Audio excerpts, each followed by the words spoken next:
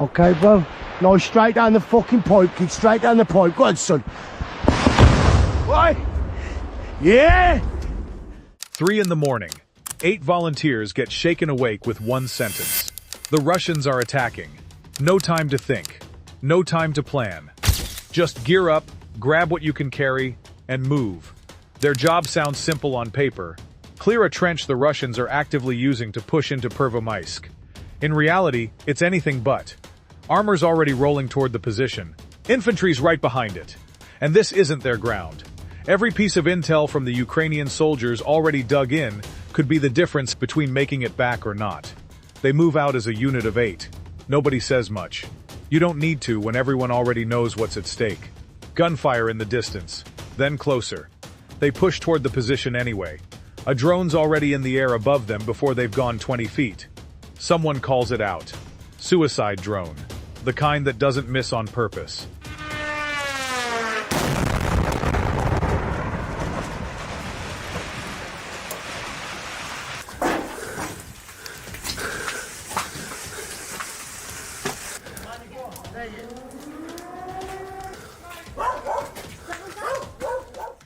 A jammer kills its signal mid-flight.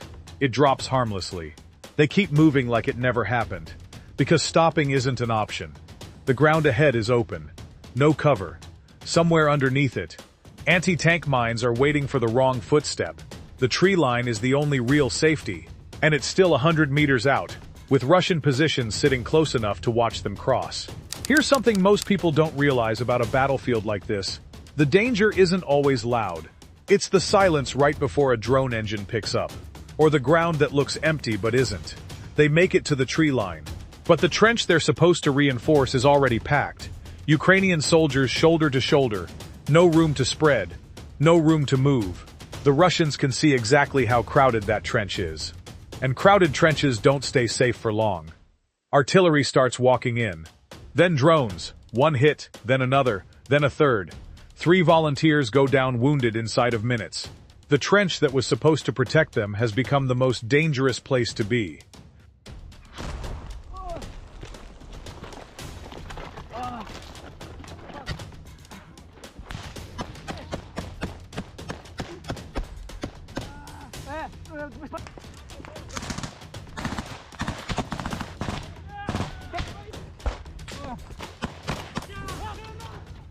The call comes fast.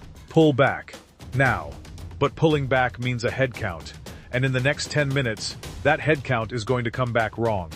They scramble out of the trench. Moving low, moving fast. And somewhere in the chaos, someone looks back and realizes 2 of their own aren't with them. 2 men. Still out there near the tree line. Not moving. Nobody knows if that means dead, wounded, or just frozen. Too scared to risk the open ground. All anyone knows is that 2 friends are lying in a field while drones circle above it. One soldier steps back out to get eyes on them. A drone engine picks up almost instantly, and he's forced back into cover before he gets close enough to tell. Then, without anyone giving the order, 3 volunteers go back out, on their own, into open ground, toward the 2 men nobody's heard from. This is the part combat footage almost never shows you. Not the firefight, not the explosions. The moment someone decides, with no order and no guarantee, to walk back into the danger they just escaped, for a person who can't walk out on their own, they reach him. Mines on both sides of the path, close enough that one wrong step ends everything. They carry him through it anyway, switching hands, watching the ground, moving inch by inch toward the wire. He's not breathing by the time they get him back. They work on him for almost 20 minutes. Everything they know how to do. It isn't enough. 5 minutes into this operation. 5. And they've already lost one of their own, with 3 more wounded and bleeding in a basement that was never built to be a hospital.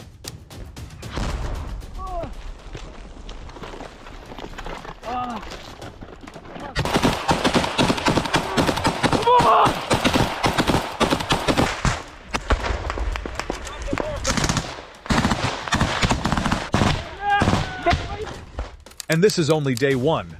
2 more are coming, and the second one might be worse. After a long night in the shelter, a new mission lands on them before sunrise. Hold a building further down the road. A former hotel. now just walls and rubble with a basement that might keep them alive. The second they're spotted moving toward it, the Russians open up. Ukrainian soldiers take the basement. The volunteers take the second floor, the only position that gives them a real line of sight. That's when the tank finds them. Every time someone leans toward a window to scout movement outside, the tank answers with a round. Once, twice. A third time, dust and debris filling the stairwell, the whole building shuddering like it might come down around them. Here's something that rarely makes it into the headlines. While they're pinned down, command radios in a new order. Advance 600 meters toward a burning vehicle. Engage everything in front of them. From inside a building that's being hit by tank fire every few minutes, with drones watching every exit, that order is a death sentence dressed up as a mission update. They refuse to move. Not out of fear, out of math. Stepping outside means stepping into a kill zone with no cover and no way back. So they wait. Hour after hour, with the tank circling somewhere just out of sight and drones passing overhead every 30 seconds like clockwork. Зараз пропадемо.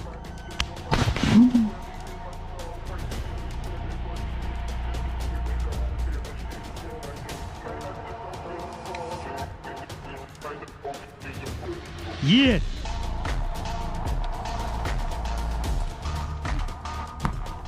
Reminding them they're being watched the entire time. They survive the night.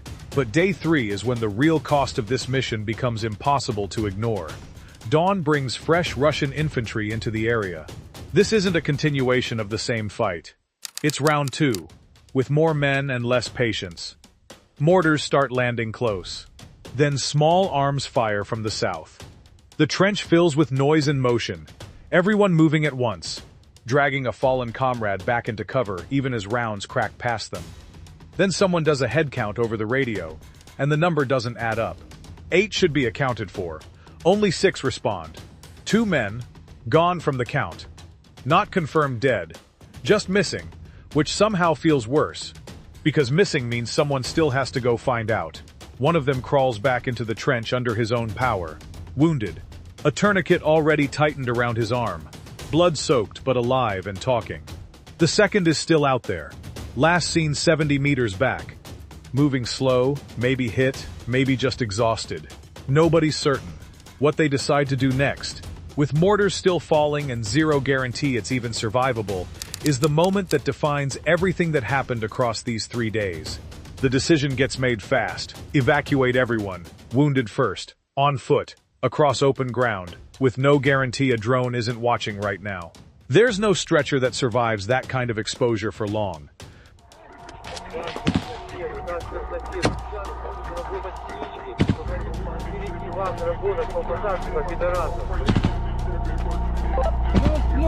Сейчас птички работать со скидами будут, им пизда! Вам пизда!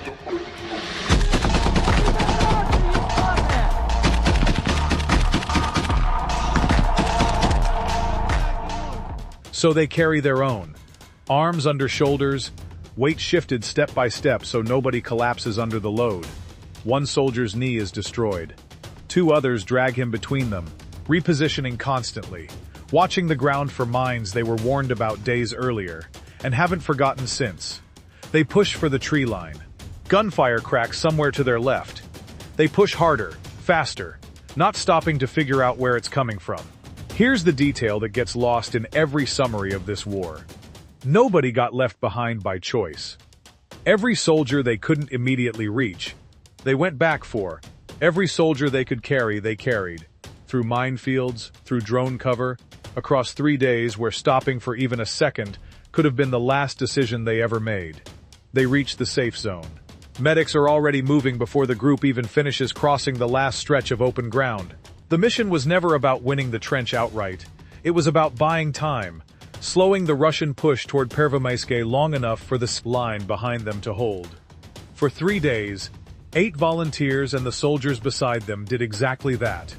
At a cost most of us will never have to understand firsthand. If this is the kind of story you want to actually understand, not just the headline, but what it costs the people living it, that's exactly what's coming next, so stick around.